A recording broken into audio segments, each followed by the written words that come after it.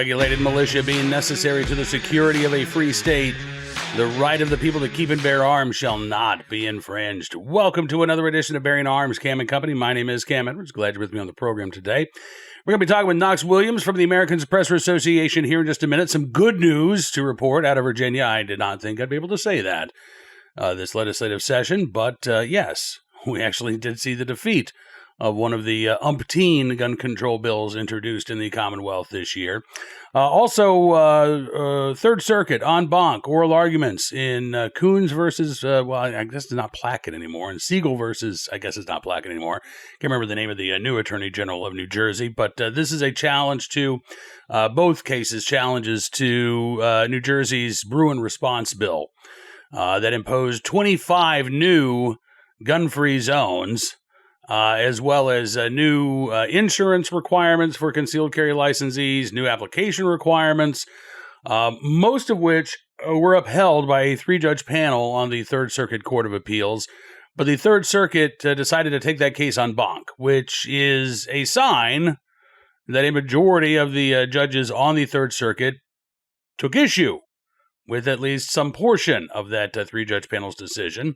And the expectation and the hope is that many of the gun-free zones that were upheld by the three-judge panel will be struck down by the en banc Third Circuit. It was interesting oral arguments. I honestly, sometimes you can read some tea leaves. Other times it's very difficult based on the questions to get a sense of where the judges are coming down. That was more the case today. Both the defendants and the plaintiffs, I think, had really tough questions posed to them. Obviously, I'm biased, so I think that the plaintiffs had a better argument. The plaintiffs had a better argument. Pete Patterson and Aaron Murphy were the attorneys representing the plaintiffs in Siegel and Coons, respectively. Both of them did a great job. Pete Patterson was on fire, particularly in terms of talking about sensitive places. It is the state of New Jersey's contention that virtually any place where people gather that might be generally protected by police can be sensitive and off limits to lawful concealed carry.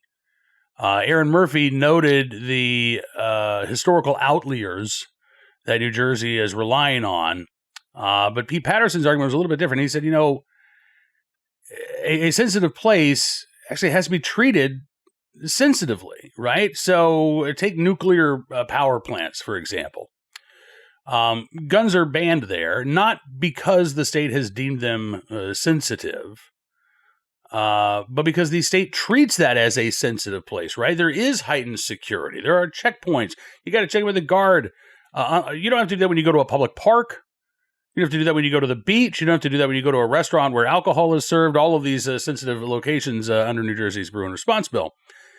In other words, it's not enough to simply say, that place is sensitive. There are vulnerable people who will gather there. The state has to show that it is treating these locations as sensitive. It can't just be a label they slap on every location where they want to ban concealed carry. Whether or not the majority of the Third Circuit agrees with that description, I think it is valid, and I think that it actually aligns with what the Supreme Court said in Bruin, that the state of New York couldn't ban concealed carry on the island of Manhattan just because it's a crowded place that's generally protected by police, right? There needs to be some indication that the state or the federal government actually treats these locations as special. And in the vast majority of New Jersey's gun-free zones, that is simply not the case. So hopefully we'll get a decision later this year. We're still waiting on the Third Circuit's decision in the challenge to New Jersey's ban on so-called assault weapons and large-capacity magazines. Oral arguments were heard in that case back in the fall. I am keeping my fingers crossed that we get a decision very shortly from the Third Circuit. I don't think they're going to drag their feet in releasing their decision. So hopefully, again, before long, we'll find out what the Third Circuit has to say about New Jersey's gun and magazine ban. And I anticipate, at least, I would say 3 or 4 months before we might get a decision from the en banc panel in Coons and Siegel. All right, with that, let's turn our attention to what's going on in Virginia, where on Tuesday, a hearing was held. Number of gun control bills, including an 11% excise tax on guns and ammunition, the $500 tax on the sale of suppressors. Knox Williams from the American Suppressor Association was there in person to testify against that bill. And honestly, something amazing happened. Take a look and a listen. Knox, appreciate you coming on the program today. It's really good talking to you, sir. Cam, pleasure as always. And it really is a pleasure today because let's just get it out of the way here. The $500 tax on suppressors introduced in the Virginia State Senate is dead. It was defeated. Absolutely, man. Yeah. So what happened, Knox? A lot of things happened. So we were working that for a couple of days up here in Richmond, came in, and really I think the thing that won the fight for us was the medical community really coming out in force and highlighting the fact that suppressors are hearing protection tools, that passing this legislation would not only disproportionately impact low-income Virginians because they're the ones that can't afford the tax and subsequently can't afford the hearing aids that they would need if they lose their hearing over time, but also that these things aren't silencers, that they diminish the noise of a gunshot, still loud enough to the point where you should still wear traditional hearing protection like earplugs and earmuffs, but that this would have a net negative effect on the public safety of Virginians. And, you know, in a rare moment, every single legislator on that committee listened. That is amazing because, you know, as you know, we're facing an onslaught of anti-gun bills here. The 11% excise tax on firearms and ammunition, that is still alive. In fact, I'm only aware of one other bill that's been passed over having to do with firearms. It was a ban on recreational shooting on less than 5 acres of property. But we've still got the permit to purchase. We've still got, you know, the so-called assault firearm ban, large capacity magazine ban, messing around with right to carry reciprocity, permit to purchase. I mean, all that is still alive. So honestly, I anticipated that when we had you on today, we were going to be talking about, you know, what could gun owners do to try to stop this suppressor tax from going into effect. It is fantastic to hear that folks were listening. I wish that they were listening to gun owners and some of these other bills. But I mean, honestly, as a Virginian, I'll take any victory that I can get this session. And this is a victory. Yeah, absolutely. Look, I wish that we could do more. You know, they heard House Bill 207, which was the $500 tax, first in that House Finance Subcommittee hearing yesterday. Then immediately after, they heard House Bill 217, which was the 11% excise tax on firearms and ammunition. You know, so it was quite an interesting juxtaposition. You know, where we have our debate. You know, we hit them with facts. They listened. Even the primary bill sponsor who sat on that subcommittee, she was the one that offered to table it.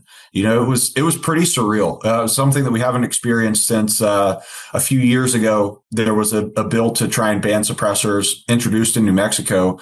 We flew out to Santa Fe. We testified, and you know, we got in a bit of debate with the committee. And at that particular hearing, the bill sponsor, I forget the senator's name, offered to a friendly amendment to his own bill to strike the suppressor language out of that otherwise like assault weapons ban. So we've experienced this before, and it's interesting to see how receptive some legislators can be to the hard scientific facts of suppressors. And I do think that differentiates suppressors from other traditional firearms issues. Yes, Second Amendment absolutely does apply, but you know, this is one where it's pretty binary. It's pretty black and white in terms of the impact that suppressors have on hearing conservation and health. I wish that we could figure out those arguments for other Second Amendment related issues. But you know, in a climate like Virginia in this particular session, you're absolutely right. Let's celebrate every win that we can get, and then continue working on the rest. Absolutely. At the hearing yesterday, were there supporters of the $500 tax? Were any of the gun control groups there to testify in favor of this bill? There sure were not, which was fascinating. You know, and I think we've got to give a special shout out to the Academy of Doctors of Audiology. So they penned a letter opposing the legislation supporting the use of firearm suppressors. And their executive director actually joined virtually to testify. She did a truly fantastic job explaining the issue as a completely independent, non-related entity policy. This is going to impact real life Virginians. And when people lose their hearing, it has tremendous downstream effects in terms of quality of life, and access to care for lower points, and did a phenomenal job. That is excellent. I mean, as somebody whose ears are screaming actually this morning, anything we can do to save folks from tinnitus and hearing loss, I am all in favor of it. And again, this is, I think, very good news for Virginians. One of the few bright spots so far this legislative session. So I want to thank you, Knox, for again flying out to Richmond, testifying in person. I want to thank that doctor as well, and all the folks who showed up to oppose this bill.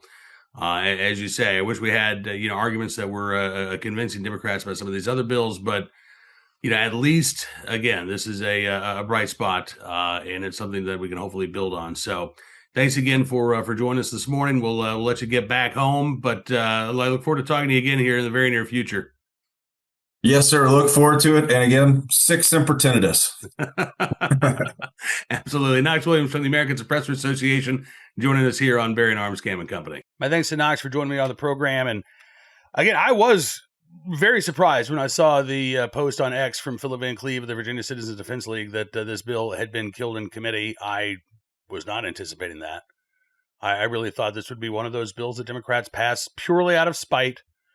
Oh, so the Republicans in Congress zeroed out the tax on suppressors. Well, we'll more than double the $200 tax.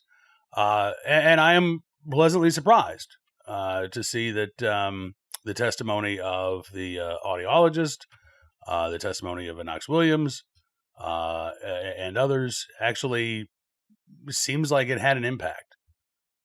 That's not going to be the case, unfortunately, with every gun control bill that we're seeing in Virginia or New Mexico or Washington State or New York or California, but it does speak again to the importance of being present and letting your representatives know where you stand.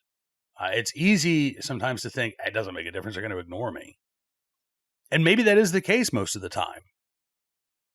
But it doesn't have to be the case 100% of the time, as we just saw in Richmond. All right, on to today's Armed Citizen story, our good deed of the day, and our recidivist report. We'll start there. Not a true recidivist report, but it is one of those head-scratching sentences from South Carolina. Judge near tears, but no prison for Rock Hill teen who killed friend with stolen gun. But the judge almost cried. So I guess that's, that's all the punishment this teen needs.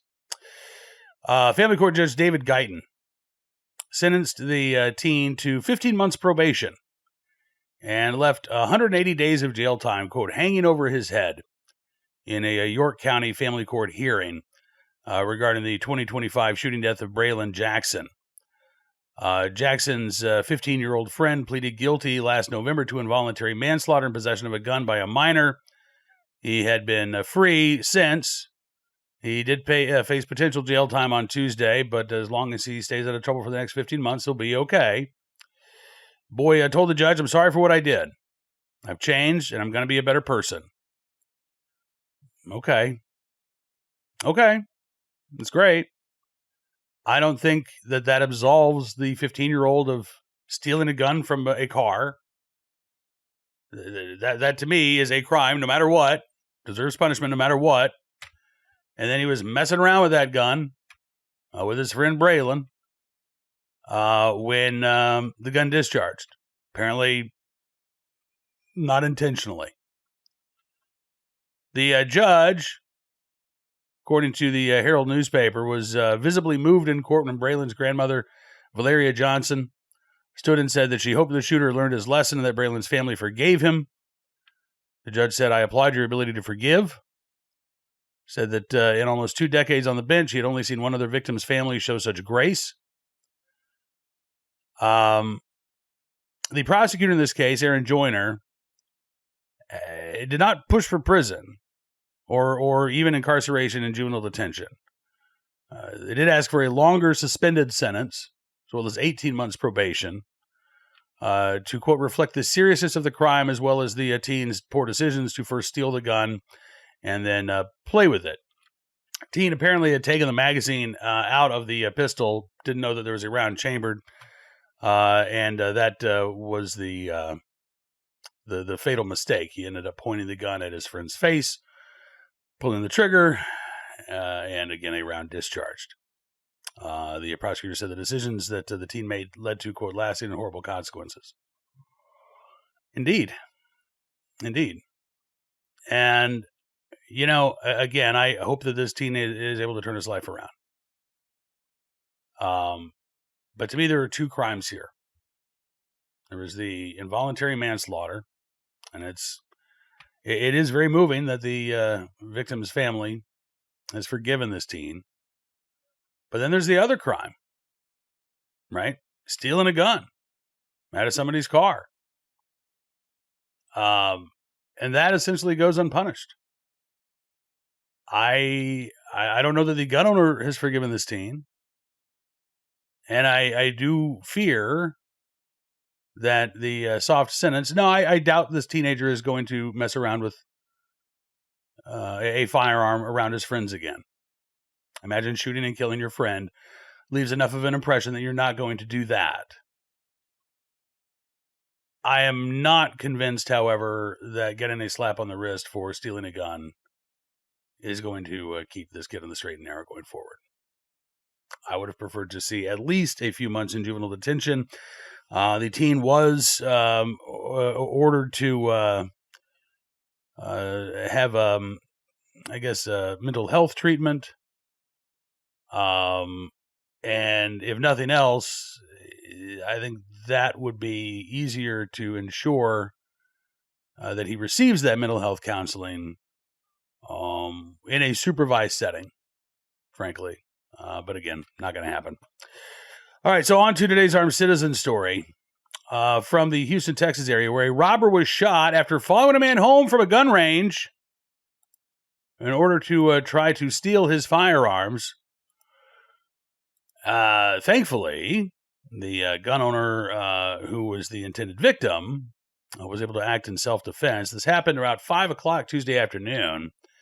The would-be robber was apparently shot after trying to steal from the guy who had just left the gun range. In a later statement to a Fox 26, Houston police says the attempted robbery involved 3 men who followed the victim from the gun range. They approached him and grabbed a bag containing firearms from him, but the victim had other guns, including one that he was carrying. One of the robbers shot in the chin is expected to survive. The other 2 suspects then fled the scene in a vehicle. Don't have a lot of information here. Obviously, this would be a case of self-defense. So the gun owner not facing any charges. It's unclear, when this guy was targeted. Was he on his way to his car? Had he driven home and then was getting out of his car when they approached him? Either way, I mean, honestly, this is something a lot of us probably don't consider when we're heading home from the range, right? Am I going to be the target of somebody who wants my guns? But maybe we should be a little more alert to that possibility going forward. So I am glad that this individual, not only had his firearms in his range bag, but also was carrying on his person and was able to protect himself. And we will provide more information if it becomes available there out of the Houston, Texas area. Finally, today, our good deed of the day, in the right place at the right time, willing and able to do the right thing. A woman in Burlington, Wisconsin, thanking her neighbor after she was able to escape a domestic assault just a couple of days ago.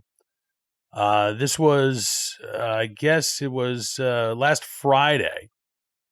Taylor Holbeck says a man who she had taken out an order of protection against had a no contact order. He ends up kicking in her front door, starts attacking her child, and her dog King. She said, it blows my mind how it all happened so fast, within a 30-minute time span of my door being kicked in and me running over here. Here is the home of Michaela Schiller. She has been friends with Holbeck since they were kids. And Holbeck said, at that emergency time of need, all I thought was to get my child to the one safe person I knew was around. Said it took every last bit I had in me to do it, but I did it. So she runs over to her friend and neighbor's home. Schiller said, I just kept saying, what's going on, because she's on her last breath. She literally collapsed to the floor behind my couch while she hands me her baby. Schiller then called 911. She said, I did feel like I had the responsibility to make sure that Taylor got justice. Holbeck says she doesn't know if she would have made it out of the house without Schiller's help and Schiller's family. They are encouraging others to seek safety if they are facing similar situations. Schiller said, if you can leave, just leave. Holbeck said, if you can get out, don't go back, but leave where you are. As of Monday night, charges were pinned against the guy who was arrested during the incident. He is also facing domestic abuse-related charges, and another case was set to appear in court on Tuesday. I hate these stories. And, again, we've talked so many times before with Nicole Gozer about stalkers, about the importance of obtaining an order of protection, but also the recognition that it is ultimately a piece of paper. It's not a suit of armor. Nikki Gozer's advice to anybody in a situation like this, not just women in a situation like this, but, men can be the victims of domestic violence too, is to get that court order, right? So there is a paper trail. There's this documented evidence of abuse, but don't depend on that piece of paper alone to keep you safe. And, Nikki has said, listen, if you have to leave, if you have to move to another location, you might have to do that. Don't get and this is, I guess, less of a concern these days, but, don't get a landline phone. Don't be listed in the phone book. Do what you can to safeguard your privacy. But yes, also be prepared to protect yourself. Thankfully in this case, the guy apparently did not run across the street after Taylor Holbeck. But what if he had? What if he had kicked in the door of Michaela Schiller's home? I don't know if Michaela Schiller had access to a firearm. I would like to think that she did. But again, ultimately, you can't just rely on a piece of paper to stop someone with violent intentions, because at the end of the day, it is just a piece of paper to somebody who disregards the words that are written on it. But Michaela Schillen, in the right place at the right time, willing and able to help her friend in need, we thank you for your very, very good deed. All right, that is going to do it for this edition of Bearing Arms Cam & Company, and I do want to thank you for being a part of the program. As always, looking forward to seeing you back here again tomorrow. We're going to be talking with Laura Carno from out in Colorado, Faster, Colorado. Some of the gun control bills that have been introduced this session. Not good. You think Colorado, they've gotten to the point in California, right, where it's difficult to come up with new gun control laws. But no, they're always able to get more creative. And there are several concerning bills we'll talk about on tomorrow's program. Be sure to check out BearingArms.com throughout the day today. We're keeping you up to date on all of the latest Second Amendment news and information from across the nation and actually around the globe. Tom Knighton covering that horrible shooting in Canada. 9 people shot and killed, the shooter taking their own life as well. We've got the latest legal legislative news for you, so be sure to check it out. If you like what you see, would encourage you to become a VIP Gold, or VIP Platinum member. Use the promo code FIGHT, get 60% off your membership. We'll see you back here tomorrow. Until then, be well, be safe, and be free.